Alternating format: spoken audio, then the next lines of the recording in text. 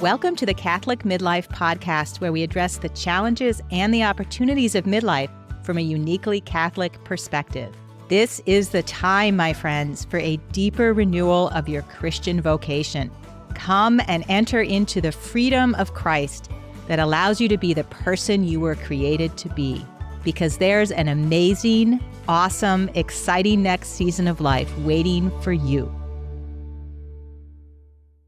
Hello, and welcome to the Catholic Midlife podcast. I'm Karen Herbert, and I'm here with Curtis. Hello, and welcome, everyone. And this is episode 74, the Catholic Midlife podcast. Holy cow, I'm just realizing next one is episode 75. Wow, it's funny how they just add up like that, one by one. They do. It's got to be something. It's got to signify something. We made it to episode 75. Congratulations. Thank you. Karen, we heard from a listener in the Catholic Midlife podcast Facebook group. We posted a quote, "When we don't want to suffer, we can start to live limited lives." And the listener's comment was, "Hey, I can understand that. You've got to risk it for the biscuit." Risk it for the biscuit. Yeah, then you put up this gif of the female Doctor Who. It says, "I love biscuits." Oh, that's right. Really I cute. did. Can you believe I've never heard that phrase before? Risk it for the biscuit. I know. It's because you've led a sheltered life, apparently. I must have. Well, here we are starting a new season of the podcast. And this season, really, it's come from our coaching experience. And I just want to say a few words about coaching for those of you out there who aren't as familiar with the process of working with a coach. Basically, coaches are support for anyone who wants to achieve a new goal, make a change, either a behavioral change or an emotional change, or a change in their patterns of thinking, who wants to kind of release old patterns and create new ones. And because a lot of our patterns really happen at the unconscious level, quite a bit of coaching is taking what's unconscious and raising it to the surface level, to the conscious level, so it can be evaluated and people can decide, hey, I think this is a good pattern or behavior and I want to keep it, or it's not serving me, it's not serving my goals, or for whatever reason, I want to make a change. And then coaches support people in making those changes and making them stick in whatever area of growth the client wants to change in. And one of the things that we have noticed over time, and this is really very foundational in psychological research and other areas, is really behavior comes from our perceptions, our thoughts, our beliefs, our emotions. All of that is what creates our behavior. And we've seen that to be true. There are numerous traps that we fall into in our thinking that largely remain at the unconscious level. And some of them are just easily recognizable, yet we don't always notice them in our day-to-day life. So we thought we'd take a couple episodes and talk about what we call thought traps. Thought traps. And today we're going to start with cognitive distortions. Yes. Or silly brain tricks that mess you up, that trip you up.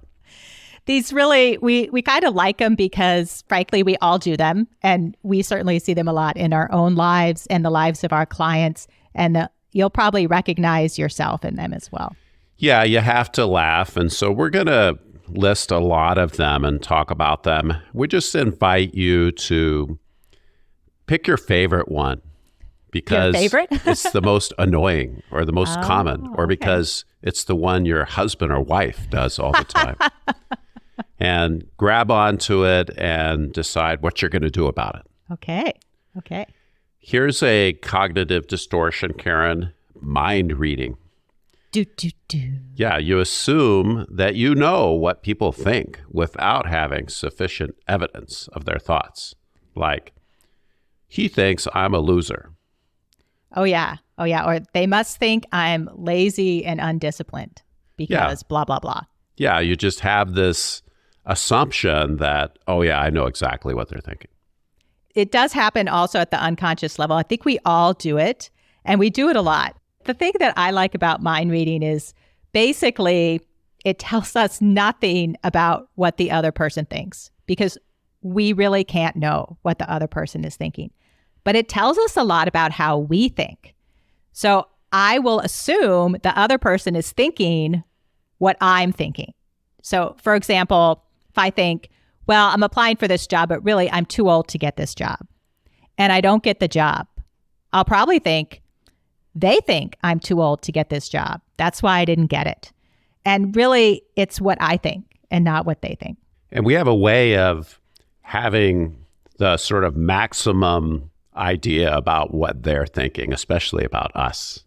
But often, however, it's not true. Sometimes we can be in a conversation and look back on the conversation and feel kind of a vulnerability hangover or something like that. But really, it wasn't so bad. You know, you shared some things and, it was a little uncomfortable, but it went pretty well. And then that's it. Yeah, really, if we haven't asked the person what they think, it can be risky to make those assumptions. Here's another thought trap for you. Catastrophizing. I love this thought trap. And really, catastrophizing is you believe that what has happened or is going to happen will be so awful and unbearable and terrible that you just won't be able to stand it. Yeah, that's fine. So Karen likes this thought trap because she says, oh, you do this all the time. You're very good catastrophizer, don't you think? Well, just because I was trained to foresee problems. Oh, yeah. It's a professional skill. Could be a drawback. So a catastrophizer is going to think things like, it's just going to be terrible if I fail. Or if I make a mistake, then everything is lost and I'll be fired and everybody will hate me. Or, for example, as Karen pointed out to me, I've been dreading moving this certain family member. You have. It's true. Yeah. And I know I'm just going to get stuck on the deposit and there's going to be all these difficulties closing out the place and the management's going to be hard to work with. I don't have a great feeling about it. And the truth is there's really a lot of my energy is kind of going into that catastrophizing.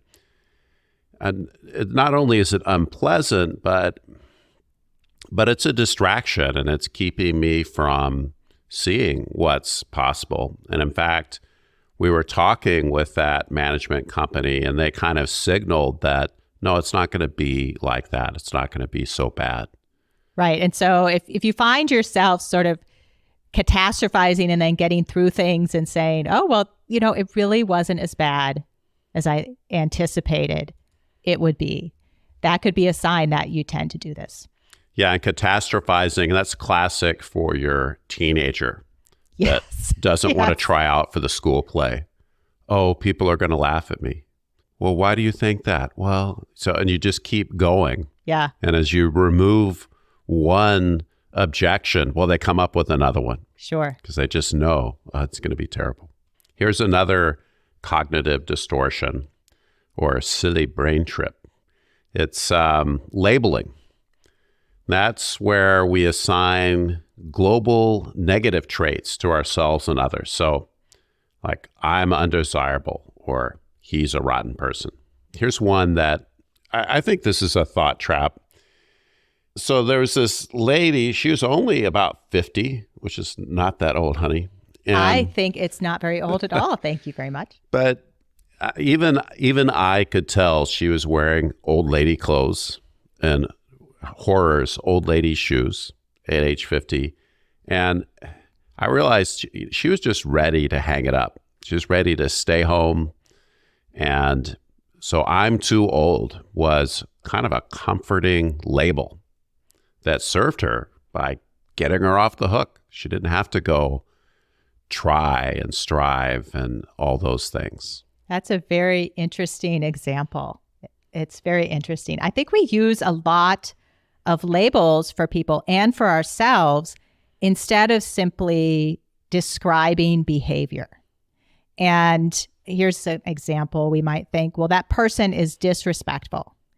And if we took a couple steps back and just describe the behavior, we might say, well, we agreed to meet at noon and they arrived at 12:30. And that's the behavior. And there can be a lot of things underneath the behavior and places to go from there. And labeling really puts everything in a box and limits how we're going to respond to situations and to people. So it really can be a distortion and a trap. Yeah, this is really a classic for big relational disputes. When somebody does something quote unquote wrong, then instead of addressing the behavior, you make a character attack. So if your teenager doesn't mow the lawn, you tell them, you're so lazy. Yeah.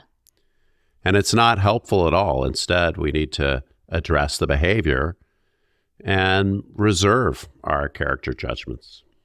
Here's one distortion I can relate to. It's discounting positives. So this is when something positive or a set of positive things is happening, and really you think that they're kind of trivial and they don't count. Like, well, that's what my spouse is supposed to do. It doesn't really count when they're nice to me. Or, yeah, I did that thing, but it was really easy. It doesn't matter. It's not that positive. It's not that great. For example, I might finally complete a project that I've been putting off, but I'm telling myself, well, okay, but I should have done it a lot sooner. And look at all these other projects that are on my list that I haven't gotten to and I'm putting off. And versus really appreciating and giving validity to the positive thing that I've done or that has happened to me. There's no celebration. There's no reinforcement of your good deeds. I really struggle to celebrate positive and accomplishments. And I have had to continually work on that.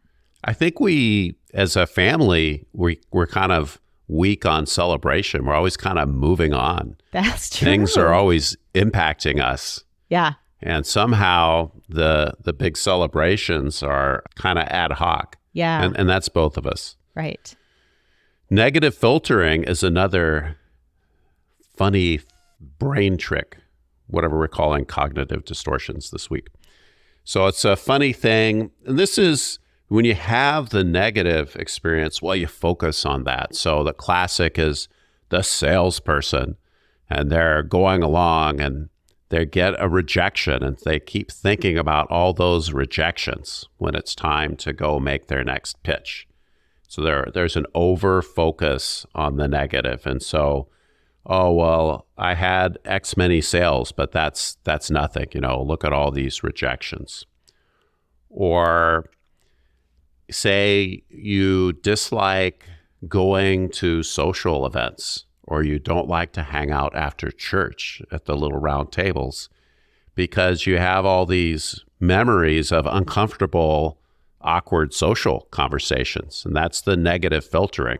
And you're focusing on those and not remembering, oh, gee, there's a lot of times when it went just fine and you had a great time and you were so appreciative of all that good human contact. But instead, the next time, where are you? Like, oh, I don't want to go do that because I remember those awkward moments. That's negative filtering. Right. And I do want to mention something about the positive and the negative, because this is just how your brain works genuinely. Is the negative things go in deeper and get more attention from your brain than the positives. So everybody pretty much has to do some work to refocus on the positive so that you actually have an accurate perception of reality, or at least a more accurate perception of reality. So the negatives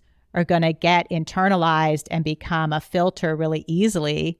And the positives take some work so that they can get internalized and start to affect your approach to some of these situations. Yeah, and that negative bias, there's another cognitive distortion, very similar, overgeneralizing. Ah, yes. So you have a single negative and all of a sudden you make it into a global pattern. And, well, this generally happens to me. I'm no good at doing new things. Sure. So I didn't perform how I wanted and I'm just a failure at it. Or this always happens to me. I find myself saying that, like being in the slow line of the grocery store. Oh, this always happens to me.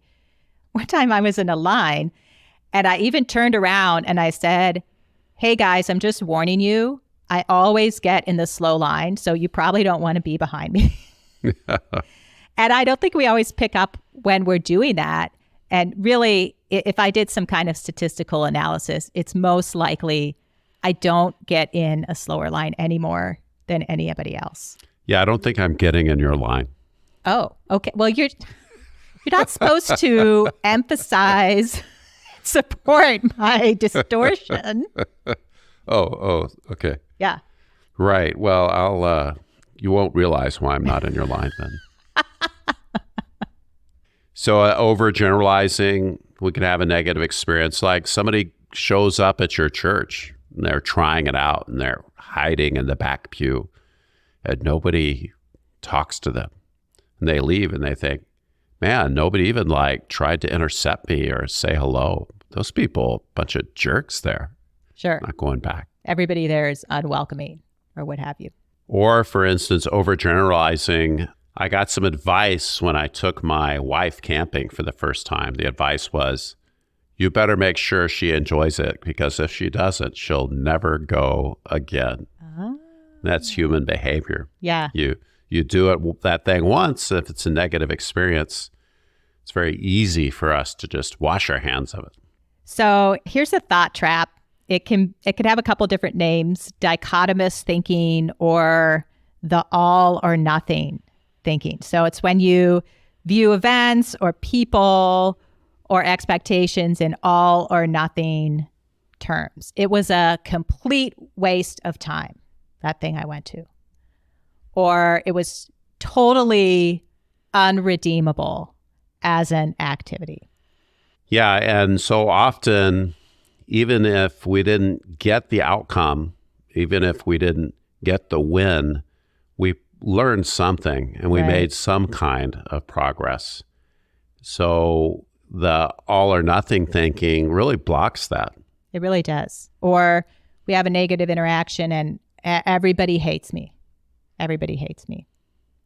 So all or nothings can really close us down to a lot of opportunities. And really all of these thought traps just close our thinking down and make it very narrow and block us from seeing both opportunities and possibilities and also reality, which isn't going to be in line with these negative thought patterns. Yeah, so the thoughts create these negative emotions, and the emotions are shutting us down. They don't let us go further because our thoughts have put us in that place where, now we don't want to do the next thing. Sure. And so our behavior is going to come from that foundation. And that brings us to the shoulds. Ooh, the shoulds. The infamous shoulds. So this is when we interpret events in terms of how things should be rather than focusing on what is. Or in terms of how we think they should be for whatever reason. Yeah, exactly. An example, I should do well. If I don't, then I'm a failure. I really think there's kind of an example on the flip side too, which is I shouldn't have to deal with this. I shouldn't have to do X, Y, Z. Or I should do X, Y, Z. And a lot of the shoulds, they come from a lot of different places. And very often they're rooted in some kind of arbitrary foundation that we just internalized over time. And this is really an area where, as coaches, we do work on shoulds to bring those to consciousness for people and question them and reevaluate them in light of other criteria besides just, well, I just should, whatever it is. I should. So here's an example. We could have a wonderful value like, it's really important I work hard every day to provide value to my employer so I can do a good job. And today, I was a little off my game, really. I wasn't as focused as I could be. I wasn't so productive. So I should work late to make it up. And here's this value that's kind of sneaking in there. And the question becomes, well, what is it that you want to do that's consistent with your true values? If you had an off day at work, well, how does that impact your contribution that you're making? Is working late that day what you should do? Or what else could you do to make sure that you're providing that value that's so important to you to fulfill? Right. And there could be a few expectations in there as well that could be evaluated. Well, we get into work and belonging and providing, and we're getting down to some really primal sorts of beliefs and drivers, and there's a lot in there. Now, as coaches, when we hear the word should, that's really a trigger for us because we know that there's a disconnect between what you want and your goal. So you're saying you should do X, Y, Z, but what is it you want? And it's this sign of a disconnect.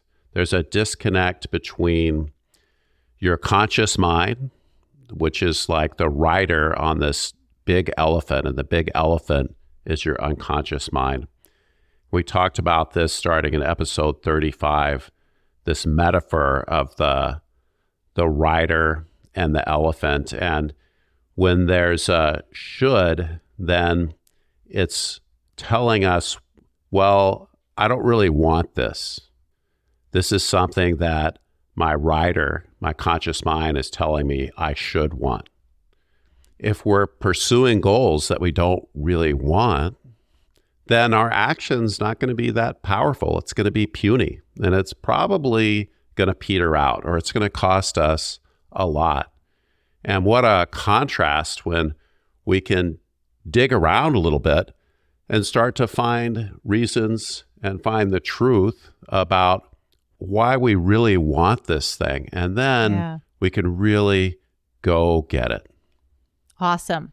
I'm gonna leave us there, I think, for the episode with these thought traps. And I think I just invite everyone, Curtis, I encouraged you earlier just to consider which one of these jumped out at you or you could relate to. So maybe just take one and keep it in mind this coming week and see if you notice yourself doing any of these unconsciously. I'll just go through them quickly here.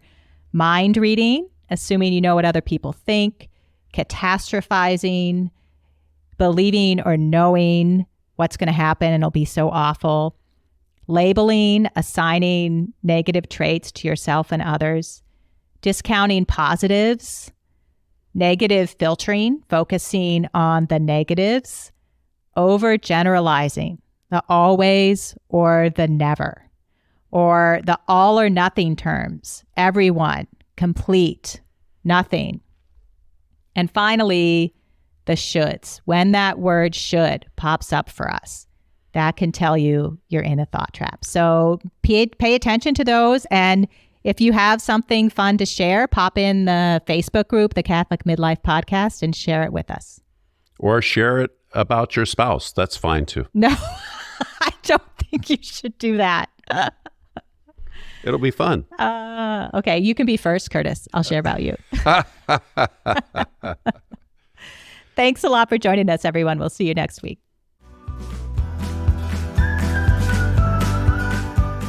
Thanks for being here with us. The Catholic Midlife Podcast is for anyone that wants to receive the abundance of life that God has for each one of us. Take a moment right now to tell a friend about us.